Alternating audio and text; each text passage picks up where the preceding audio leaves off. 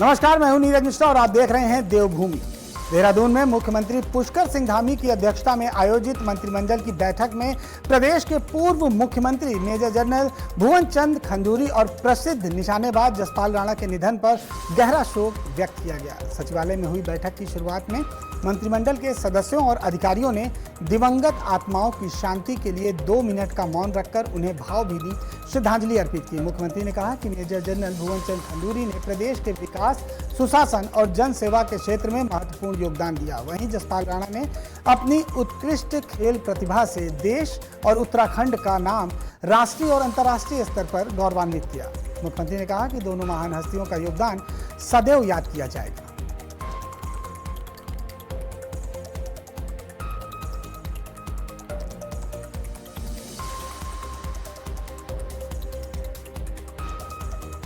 बढ़ते अगली खबर की ओर। अंतर्राष्ट्रीय योग दिवस से पहले उत्तराखंड के मुख्यमंत्री पुष्कर सिंह धामी ने अपने सरकारी आवास पर अधिकारियों और कर्मचारियों के साथ योगाभ्यास किया। इस दौरान मुख्यमंत्री ने विभिन्न योगासन और प्राणायाम कर स्वस्थ जीवन शैली का संदेश दिया। मुख्यमंत्री ने कहा कि योग भारतीय संस्कृति की अमूल्य धरोहर है जो शारीरिक और मानसिक स्वास्थ्य को बेहतर बनाने में महत्वपूर्ण भूमिका निभाती है। उन्होंने कहा कि प्रदेशवासियों से नियमित योग को अपनी दिनचर्या में शामिल करने और 21 जून को अंतर्राष्ट्रीय योग दिवस के कार्यक्रम में बढ़ चढ़कर भाग लेने की अपील की। योगाभ्यास कार्यक्रम में अधिकारियों और कर्मचारियों ने भी उत्साहपूर्वक सहभागिता की।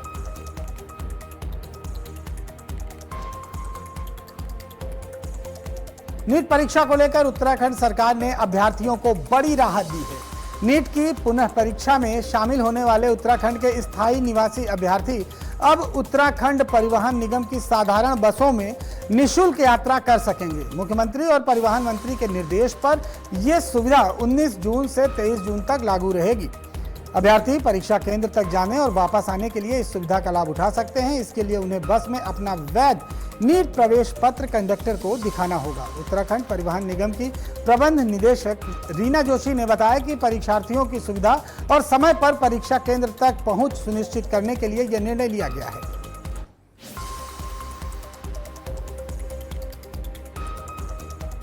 मंत्री जी और माननीय परिवहन मंत्री जी के निर्देशानुसार जो भी विद्यार्थी, जो भी स्टूडेंट नीट के एग्ज़ाम में रीअपियर हो रहे हैं, उनको परिवहन निगम की जो बसें हैं उनमें फ्री यात्रा कराई जाएगी उनके एग्ज़ाम सेंटर तक के और एग्ज़ाम सेंटर से उनके घर तक के लिए। ये जो छूट है वो एग्ज़ाम के 2 दिन पहले और 2 दिन बाद तक इसमें लागू रहेगी। इसके लिए जो भी स्टूडेंट है या परीक्षार्थी है वो अपना एडमिट कार्ड कंडक्टर को दिखाएगा और उसके आधार पर उसको फ्री में यात्रा कराई जाएगी।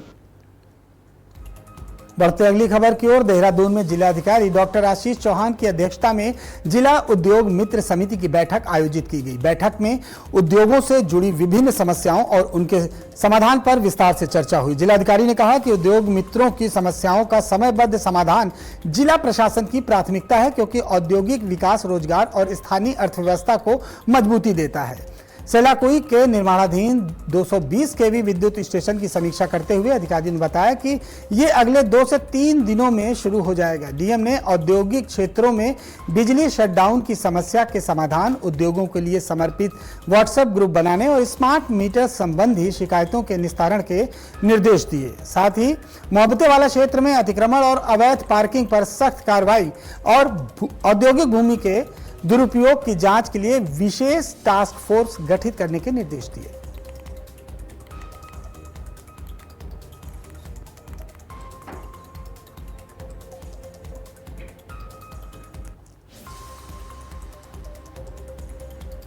देहरादून में रिस्पना नदी को नया जीवन देने की दिशा में जिला प्रशासन और नगर निगम ने संयुक्त अभियान तेज कर दिया है। जिलाधिकारी आशीष चौहान ने राजीव नगर क्षेत्र में चल रहे सफाई और पुनर्विकास कार्यों का स्थलीय निरीक्षण किया। इस दौरान महापौर सौरभ थपरियाल और मुख्य नगर आयुक्त आलोक कुमार पांडे भी मौजूद रहे।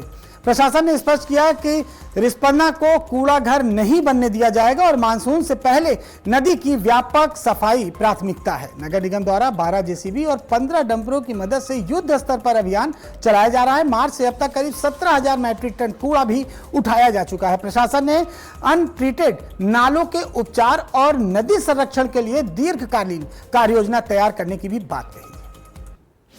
मैं अभी नगर निगम का बहुत थैंकफुल हूं कि उन्होंने आज 12 जेसीबीज और लगभग 10-15 डंपर्स हमारे काम कर रहे हैं। तो मेरी और जो हमारे आयुक्त महोदय हैं उनके साथ में एक डिस्कशन हुआ था और हम लोगों ने प्लान किया था कि कंबाइंड एफर्ट कन्वर्जेंस के थ्रू डिस्ट्रिक्ट एडमिनिस्ट्रेशन और नगर पालिका या म्यूनसिपल कॉरपोरेशन के एडमिनिस्ट्रेशन का एक कंबाइंड एफर्ट रहेगा। और इसमें जो नमामि गंगे की हमारी जो जिला गंगा स्वच्छता समिति होती है उसमें भी इन सारे एस्पेक्ट्स को देखा जाएगा कि कौन से एरिया में गार्बेज की डंपिंग हो रही है या उन्हें कैसे ट्रीट किया जाना है, या कई सारे जो हमारे बिना ट्रीट किए हुए नाले इसमें जो गिरेंगे या ड्रेन्स आ रहे हैं उन्हें भी कैसे ट्रीट किया जाना है। प्लस साथ ही इस रिवर के रिजुविनेशन को लेके हम लोग एम्बिशियस तरीके से ट्राई करेंगे कि इसे वापस से जो एक पूर्व में भी इस तरीके का जो अभियान किया गया था तो उसे बेटर तरीके से कैसे इम्प्लीमेंट किया जा सकता है ग्राउंड पे। बढ़ते अगली खबर की ओर। देहरादून में यातायात व्यवस्था को सुचारू रूप से बनाने के लिए दून पुलिस ने ऑपरेशन प्रहार के तहत बड़ा अभियान चलाया। वरिष्ठ पुलिस अधीक्षक के निर्देश पर शहर के व्यस्ततम क्षेत्रों में खासतौर पर राजपुर रोड समेत विभिन्न मार्गों पर सघन चेकिंग अभियान चलाया गया। इस दौरान नो पार्किंग जोन में वाहन खड़े करने और सड़क किनारे रेडी लगाकर यातायात बाधित करने वालों के खिलाफ कड़ी कार्रवाई की गई। पुलिस ने यातायात नियमों का उल्लंघन करने वाले करीब 100 वाहन चालकों का चालान कर 70,000 से अधिक जुर्माना वसूल किया है, जबकि 96 चालान न्यायालय के लिए भेजे गए और 29 वाहनों को सीज किया गया। वहीं पर 80 फल ठेली संचालकों के खिलाफ भी कार्रवाई करते हुए 30,000 रुपए का जुर्माना वसूल किया गया। पुलिस ने स्पष्ट किया कि नियमों का उल्लंघन करने वालों के खिलाफ यह अभियान लगातार जारी रहेगा।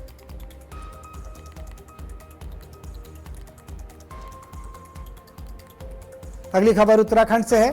उत्तराखंड में आगामी कुंभ मेले की तैयारियां तेजी से आगे बढ़ रही हैं। मेले में सफल आयोजन की जिम्मेदारी आईएएस और मेला अधिकारी सोनिका को सौंपी गई है। उत्तर प्रदेश के महाकुंभ के अनुभवों को ध्यान में रखते हुए तैयारियों पर विशेष फोकस किया गया है। कुंभ की व्यवस्थाओं और तैयारियों को लेकर हमारे नेशनल एडिटर प्रदीप विश्वकर्मा ने सोनिका से खास बातचीत की। सुनिए मेला अधिकारी सोनिका ने क्या बताया।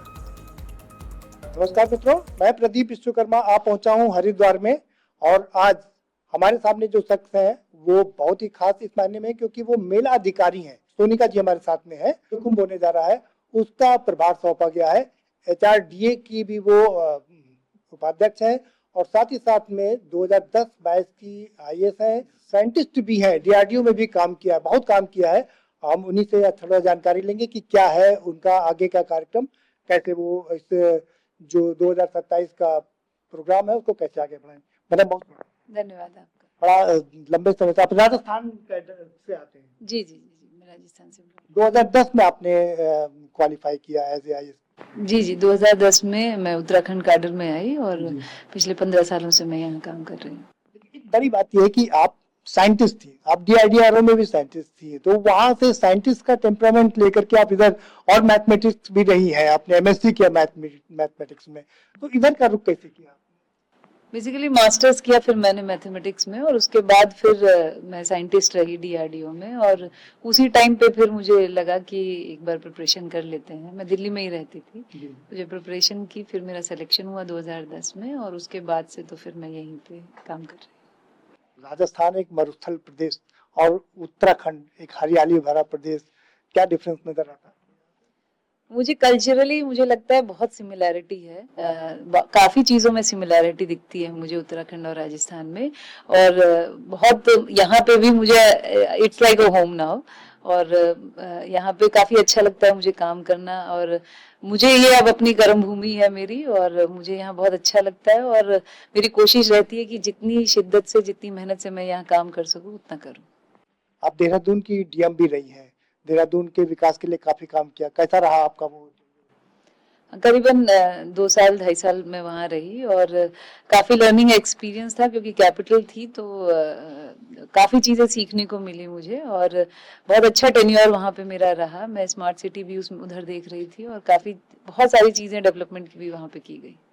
आप एचआरडीए की भी उपाध्यक्ष भी हैं, कैसा चल रहा है ये डेवलपमेंट? नॉर्मली जो मेला होता है मेले के साथ एचआरडीए का जो चार्ज होता है वो मिलता है क्योंकि दोनों इन कॉम्बिनेशन चलते हैं। जो भी यहाँ पे डेवलपमेंट के काम हो रहे हैं कुंभ के पर्सपेक्टिव से, हरिद्वार के पर्सपेक्टिव से, उसको देखते हुए यहाँ पे प्लानिंग की जाती है। यहाँ पे भी टीम एक अच्छी टीम यहाँ पे भी है, तो मेले की टीम और एचआरडीए की टीम मिलके जो हमारा कुंभ होने जा रहा है 2027 में उसके लिए बहुत कार्य कर रही है। 2027 एक बहुत महत्वपूर्ण एक वो है, क्योंकि पूरे विश्व में इसकी धमक रहती है। क्या क्या तैयारी? सो बेसिकली जब हम स्टार्टिंग में तो प्लानिंग फेज में थे, उसमें हम दो कैटेगरी के काम नॉर्मली चिन्हित करते हैं, एक टेम्पररी होते हैं और एक परमानेंट होते हैं। परमानेंट हमें पहले कर लेने होते हैं क्योंकि उसमें करने में समय लगता है। तो अभी हम लोग परमानेंट वाले हमारे अप्रूव भी हो गए ज्यादातर काम, और कुछ काम कंप्लीशन पे हैं, कुछ काम ऑन गोइंग है। टेम्पररी की प्रक्रिया हमारी शुरू हो जाती है 1 साल पहले तक, और उसमें मेनली हम टिन, बैरिकेडिंग, फर्नीचर और बाकी जितने भी टेम्पररी सेक्टर हमारे 32 हैं, 4 जिले हैं हमारे, उन चारों जिलों में 32 सेक्टरों में किस तरह से एक छोटी छोटी टाउनशिप्स बननी है उस पे हम काम करते हैं। और उसी क्रम में हम लोग फिर टेम्पररी के काम शुरू करते हैं, जिसमें बिजली, पानी, रोड, आपके टेंटेज, ये सब लगाए जाते हैं। एक बड़ा आयोजन है, पूरे विश्व की निगाहें लगी रहती हैं इस तरह के आयोजनों में, तो आप इसके प्रचार प्रसार के लिए कहाँ तक कैसे काम? बेसिकली ये क्योंकि अर्ध कुंभ, कुंभ, ये सभी जो हैं, ये एक जो पंचांग है, जो धार्मिक भावनाएं हैं और जो हमारे धर्म गुरु हैं, हमारे अखाड़े हैं, उन सब के सबका जो सभी लोगों के जो मार्गदर्शन होते हैं उसी में ये होता है। तो अभी हम अभी प्रचार प्रसार के क्रम में जो हमारी टीम है, जो हमारे शासन में भी टीम है, जो हमारा सूचना विभाग है, वो सभी लोग मिलके इसके प्रचार प्रसार पे काम कर रहे हैं। हमने उत्तर प्रदेश का कुंभ भी कवर किया, जब अब एक बड़ा आयोजन था महाकुंभ जिसका नाम दिया गया। पहले कुंभ को अर्ध कुंभ था और कुंभ था, लेकिन इस कुंभ को महाकुंभ का नाम दिया गया। तो वहां पर जो जिस तरीके से दिक्कतें आई, वो दिक्कतें नहीं आए यहाँ पर, तो उसके लिए आप क्या करें? बेसिकली यहाँ पे जो मेन चैलेंज रहता है किसी भी बड़े जो इवेंट को कराने में, स्पेशली कुंभ को कराने में, वो एक होता है हमारा ट्रैफिक का, एक हमारा लॉ एंड ऑर्डर का, एक क्राउड मैनेजमेंट का, और उसके बाद साफ सफाई का। ये चीजें हैं जो लोग आते हैं, देखते हैं, और उसी में ही उनका एक एक्सपीरियंस जनरेट होता है। तो हमारी ये कोशिश है कि जो हमारे कंजेशन पॉइंट्स हैं, अभी जो शहर में कंजेशन पॉइंट्स हैं, उनको रिमूव किया जाए। जो हमारा क्राउड मैनेजमेंट का प्लान है उसको तरीके से देखा जाए। अगर ज्यादा भीड़ आती है तो किस तरह से, कौन से घाट पे, किस पार्किंग से लोगों को ले जाया जाएगा। हमारे जो रेलवे स्टेशन हैं, बस स्टेशन से, उनको किस तरह से मैपिंग की जाए। इस सभी पे हम लोग काम कर रहे हैं। हमारे ट्रैफिक प्लान पे हम लोग काम कर रहे हैं, जिससे कि जो भी श्रद्धालु यहाँ पे आए उसका एक्सपीरियंस बहुत अच्छा हो, और वो जब जाए तो उसका अच्छा एक्सपीरियंस के साथ वापस जाए। एक सबसे जो महत्वपूर्ण चीज है उसमें क्राउड मैनेजमेंट की, क्योंकि इस पर लोगों की निगाहें लगी रहती हैं। शानदार कुंभ चल रहा था, महाकुंभ चल रहा था, लेकिन कुछ छोटी छोटी घटनाओं ने उसमें काफी डेंट लगाने का काम किया। तो वो डेंट ना हो, इसके लिए क्या खास तैयारी की? जैसे मैंने पहले भी बताया कि क्राउड मैनेजमेंट एक बहुत बड़ा चैलेंज होता है पुलिस के पर्सपेक्टिव से, एडमिनिस्ट्रेशन के पर्सपेक्टिव से, और उसके लिए जितनी हम मॉक ड्रिल कर लें और जितनी हम प्री प्रिपरेशन कर लें, बीट वो किसी भी पॉइंट ऑफ व्यू से, क्योंकि हमारे यहाँ जैसे पानी, जो गंगा जी में स्नान करते हैं तो लोगों के डूबने की जो लोग हैं वो फिसल जाएं या कुछ हो जाए तो किस तरह से इवैक्यूएशन करेंगे, या कहीं कोई और हादसा हो जाए, कोई आपदा आ जाए तो किस तरह से हम उसको मैनेज करेंगे। अगर उन सिनेरियोज पे हम लोग पहले मॉक ड्रिल करके और बाकी चीजों को अगर हम देख लें तो जो हमारे बॉटलनेक्स हैं वो हमें पता चल जाए और उसको फिर हम ठीक कर लें। यही एक प्लान है प्रिपरेटरी, हम जो प्री प्रिपरेशन कर रहे हैं वो इसी पे कर रहे हैं, और हमारी टीम और हमारी एनडीएमए की टीम, एसडीआरएफ की टीम, एनडीआरएफ की टीम, हम सब लोग मिलके इस पे प्लानिंग कर रहे हैं। ये जो मेकशिफ्ट अरेंजमेंट किए जाते हैं, जो ब्रिजेस बनाए जाते हैं, हमने जो एक्सपीरियंस किया, हमने कई कुंभ कवर किए हैं, उस पे जब दबाव पड़ता है तो वो उसके भी टूटने के काफी चांसेस रहते हैं, क्योंकि भीड़ बहुत ज्यादा आ जाती है। उसको लेकर के कुछ देख रहे हैं? तो हमारे यहाँ पे परमानेंट बहुत सारे ब्रिजेस हैं, करीबन 30 प्लस ब्रिजेस हैं हमारे पास, और हम लोग कुछ टेम्पररी बनाते हैं। हम लोग वैली ब्रिज बनाते हैं टेम्पररी, जो कि पार्किंग में जाने के लिए और बाकी चीजों के लिए काम आते हैं। तो हमारे पास दोनों स्ट्रक्चर्स अभी अवेलेबल हैं। तो जो परमानेंट है उनका हम सेफ्टी ऑडिट करा रहे हैं और उसके क्रम में जो भी ऑब्जर्वेशन आ रहे हैं उस पर काम कर रहे हैं। और जो दूसरे हमारे ब्रिज होते हैं उनमें हम सर्टिफिकेशन लेते हैं, हम थर्ड पार्टी को भी बुलाते हैं और बाकी टीम्स को बुला के उसका चेक कराने के बाद ही हम उनको यूज करते हैं। साधु संत महात्मा हैं जो अपनी यात्रा लेकर के निकलते हैं, उनको किसी प्रकार की दिक्कत ना हो सके, क्योंकि अक्सर ये देखा जाता है कि नाराज हो जाते हैं, तो उसके लिए आप क्या? जैसे मैंने कहा कि हमारे समस्त अखाड़े जो हैं और सारे धर्मगुरु जो हैं और जो भी हम लोग ये सारा जो हम कर रहे हैं उन्हीं के मार्गदर्शन में और उन्हीं से बातचीत करके और उन्हीं के डायरेक्शंस में हम लोग सारी चीजें कोशिश कर रहे हैं करें और जितनी भी हम लोग चीजें कर रहे हैं उनको उनके संज्ञान में डालते हुए इसलिए कर रहे हैं कि जिससे कि जो भी सुझाव हमारे पास आए जो भी जो इनपुट्स हैं उनको लेते हुए हम लोग आगे काम कर रहे हैं। एक आखिरी सवाल है, आप उत्तराखंड वासियों को और पूरे देश को, पूरे विश्व को क्या संदेश देना चाहते हैं इस जो कुंभ अर्ध कुंभ आ रहा है उसको लेकर? तो मैंने जैसे पहले भी कहा कि जो भी यहाँ श्रद्धालु हमारे आए गंगा जी में स्नान करने के लिए वो अच्छा एक्सपीरियंस लेके जाएं। यहाँ पे आने के बाद जो ट्रैफिक का इशू है वो ना उन्हें फील हो, ना कंजेशन फील हो और जो साफ सफाई की व्यवस्था है वो हमारी अच्छी रहे जिससे कि जो भी यहाँ आए अच्छा एक्सपीरियंस लेके जाए। बहुत शुक्रिया हमसे बात करने के लिए। तो ये है मेलाधिकारी मैडम सोनिका जी जो बता रही है कि उन्होंने चाक चौबंद व्यवस्था कर रखी है कि जो श्रद्धालु आए या जो साधु संत महात्मा हो उनको किसी प्रकार की कोई दिक्कत ना होने पाए, इसके लिए उन्होंने बहुत खास ध्यान रखा है। क्योंकि ये एक ऐसा आयोजन होता है जिस पर पूरे विश्व की निगाहें लगी होती हैं और स्टेट का भी काफी स्टेक इसमें होता है, तो इसलिए इस पर कुछ खास काम किया जाए और खास तौर पर महिला अधिकारी को यहाँ पर तैनात किया गया है, ये अपने आप में बहुत बड़ी बात है। प्रदीप विश्वकर्मा, आज की खबर, देहरादून।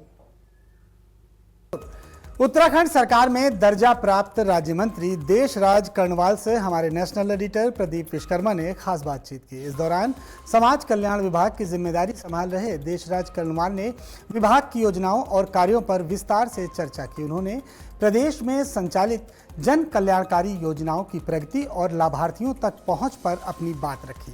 सुनिए उन्होंने क्या कुछ कहा। के लिए समाज कल्याण विभाग बनाया जाता है क्योंकि वो लोगों से जुड़ा हुआ विभाग होता है ये, और इसलिए इसके ऊपर महती जिम्मेदारी होती है कि वो लोगों का कल्याण करे और सरकार बनवाने में अहम किरदार निभाए। हमारे साथ में देशराज कर्णवाल जी हैं, राज्य मंत्री हैं। बहुत स्वागत है आपका। नमस्कार। समाज कल्याण विभाग एक ऐसा विभाग है जो आम लोगों से जुड़ा रहता है, क्या कर रहे हैं, क्या कैसा करना पड़ेगा? देखिए, भारतीय जनता पार्टी की जहाँ जहाँ भी सरकारें हैं वहां पर समाज कल्याण और समाज कल्याण से जुड़ी योजनाएं, चाहे वो केंद्र पोषित है चाहे वो प्रदेश की है, सभी को जन जन तक पहुंचाया जा रहा है। हमारे प्रदेश के यशस्वी मुख्यमंत्री श्री पुष्कर सिंह धामी जी ने जन जन की सरकार जन जन के द्वार एक ऐतिहासिक कार्यक्रम किया और लोगों को उनके द्वार पर जाकर, न्याय पंचायत स्तर पर जाकर के लोगों को न्याय दिला, लोगों का जो भी समस्या थी उनको सोल्व किया। और मैं भी क्योंकि मुझे दायित्व मिला है, माननीय मुख्यमंत्री जी ने मुझे दायित्व दिया है, तो मैंने भी 260 कैंप में लगातार अनवरत मेरे चल रहे हैं, जिसको हरी झंडी देकर के माननीय मुख्यमंत्री जी ने अपने आवास से रवाना किया था। आज भी वो कार्य अनवरत चल रहे हैं। बाबा साहब डॉक्टर भीमराव अंबेडकर समाज कल्याण बहुउद्देश्य शिविर वो लगातार अनवरत लग रहे हैं। अक्सर ये देखा जाता है कि लोगों के काम नहीं होते हैं, इतनी जटिल समस्याएं होती हैं कि वो उससे आगे नहीं बढ़ पाते हैं और अपने काम नहीं कर, उन योजनाओं का लाभ नहीं उठा पाते हैं। लोग योजनाओं का लाभ उठा सकें इसके लिए आप लगातार समिति लगा रहे हैं, तो कैसे मदद कर रहे हैं उनकी? बिल्कुल, सभी रेखीय अधिकारी होते हैं ब्लॉक स्तर के, तहसील स्तर के, और वो एक साइड में बैठते हैं, एक साइड में जनता होती है। उन जनता के लोगों की जो भी समस्याएं हैं वो विभागीय स्तर पर वहीं के वहीं सोल्व होती है और यही जन जन की सरकार जन जन के द्वार का मकसद है। जन जन की सरकार जन जन के द्वार, क्या लगता है आपको कि ये जो आपका नारा है, ये जो आपके काम है, वो पुष्कर सिंह धामी को तीसरी बार मुख्यमंत्री बनाने में कितना अहम किरदार निभाएंगे? बिल्कुल, तीसरी बार प्रचंड बहुमत की सरकार धामी जी के नेतृत्व में भारतीय जनता पार्टी की इस प्रदेश के अंदर बढ़ेगी। मेरा प्रदेश का नेतृत्व, राष्ट्र का नेतृत्व और मोदी जी के मार्गदर्शन में जो केंद्र सरकार की जो योजनाएं हैं, गरीब कल्याण की जो योजनाएं हैं, धामी जी उसमें और चार चांद लगा करके उसे आगे बढ़ा रहे हैं। और कोई ऐसा काम नहीं है जिसके जो मोदी जी के मार्गदर्शन में हमारा प्रदेश पहले पायदान पर है। पहले पायदान पर आकर के उत्तराखंड का सर्वांगीण विकास हो रहा है। पहले पायदान पर इसलिए है कि जिस प्रकार बाबा साहब भीमराव अंबेडकर जी का सपना साकार मोदी जी कैसे करते हैं, क्योंकि बाबा साहब अम्बेडकर धारा 370 के खिलाफ थे। वो चाहते थे इस देश के अंदर एक कानून हो, लेकिन हमारे देश में दोहरे कानून चल रहा था। धारा 370, वहां SC ST OBC को आरक्षण भी नहीं था। तो मोदी जी ने उसको समाप्त किया और धामी जी ने समान नागरिक संहिता ला करके बाबा साहब अम्बेडकर का सपना साकार किया। शुक्रिया हमसे बात करने के लिए। तो ये है राज्य मंत्री समाज कल्याण, जो बता रहे हैं कि जो धामी जी ने डॉक्टर अंबेडकर के सपनों को साकार किया है, मोदी जी ने उनके सपनों को साकार किया है। और चूंकि ये समितियां हैं हर गांव स्तर पर, एक ब्लॉक स्तर पर जारी हैं और लोगों के काम कराने की कोशिश करती हैं, तो ऐसे में ये जो समितियां हैं वो एक अहम रोल निभाएंगी तीसरी बार पुष्कर सिंह धामी को मुख्यमंत्री बनाने में और भारतीय जनता पार्टी की सरकार की हैट्रिक बनवाने में। प्रदीप विश्वकर्मा, आज की खबर, उत्तराखंड, देहरादून। देवभूमि की खबरों में फिलहाल यहीं तक। खबरों का सिलसिला लगातार आज की खबर पर जारी रहेगा।